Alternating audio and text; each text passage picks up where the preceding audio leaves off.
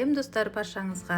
Бүгін сіздерге мен өзім 2 жылдан астам уақыт бойы қолданып келе жатқан мясной пирогтың рецептін жасап көрсеткім келеді. Тестасы өте жұмсақ болып шығады. Көріп тұрғандарыңыздай начинкасы да сулы, өте дәмді әрі тойымды пирог. Ол үшін ең алдымен ыдысымызға қаймағымызды, бір дана жұмыртқамызды және тұзымызды қосып венчиктің көмегімен жақсылап араластыратын боламыз. Үстіне алдын ала ерітіп, суытып қойған сары майымызды құйып, жақсылап тағы да араластырамыз. Ұнымызға қамыр қопсытқышымызды қосып араластырамыз. Осылай ұнымызды аз мөлшерде сала отырып, араластырып, жұмсақ қамыр илейміз.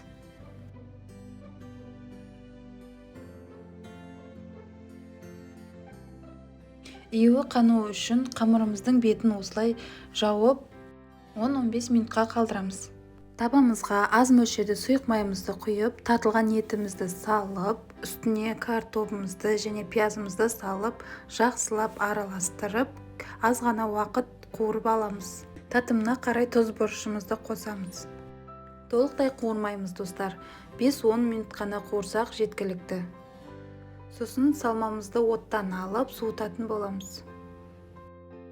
Табамызды майлап аламыз. Қамырымыздың 1/3 бөлігін кесіп осылай алып қоямыз.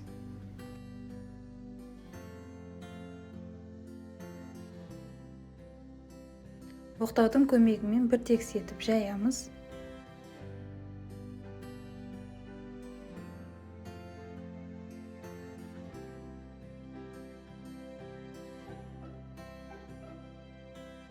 Үстіне суыған салмамызды саламыз.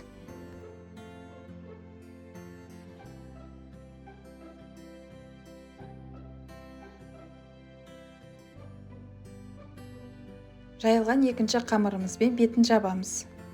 Және де шеттерін осылай қолымызбен өріп шығамыз.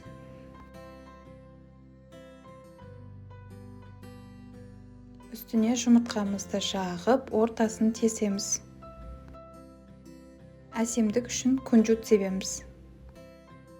Қызып тұрған пеште 200-220 градуста пісіретін боламыз. Ал мінекей достар, біздің мясной пирогымыз дайын. Сіздер де міндетті түрде жасап көріңіздер. Астарыңыз дәмді болсын.